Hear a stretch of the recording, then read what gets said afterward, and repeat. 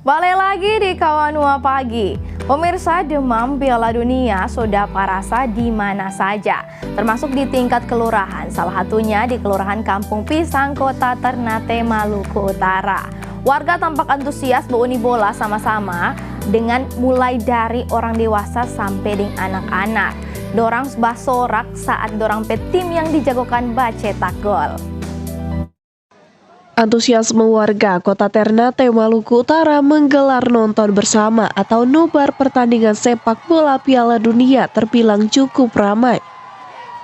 Selain di kota-kota besar, demam Piala Dunia 2022 ini terasa hingga di tingkat kelurahan.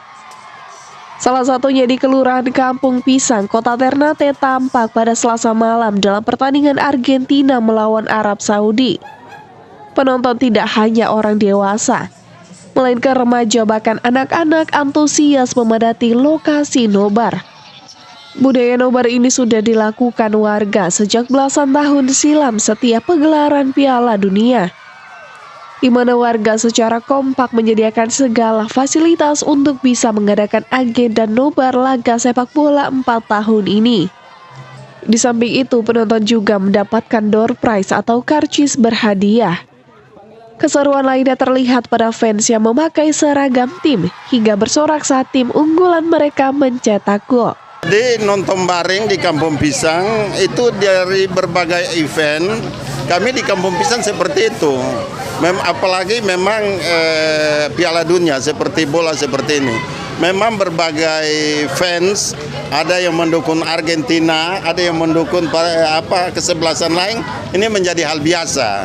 Jadi biasanya ada yang kalah, ada yang menang, itu jadi hal biasa di Kampung Pisang untuk nonton bareng. Dan memang sudah jadi budaya di Kampung Pisang, terutama selama saya berada di Kampung Pisang. Nonton bareng ini salah satu kebiasaan yang sudah berada sejak remaja-remaja dari masa-masa yang lalu sampai saat ini. Warga mengaku keseruan nobar ini mulai dari perbedaan fans tim, menang dan kalah hingga pemberian door prize yang dibalut dalam nonton bersama dapat meningkatkan kebersamaan dan hal positif lainnya. Dari Maluku Utara, Opik Syarifuddin melaporkan untuk Kawanua TV.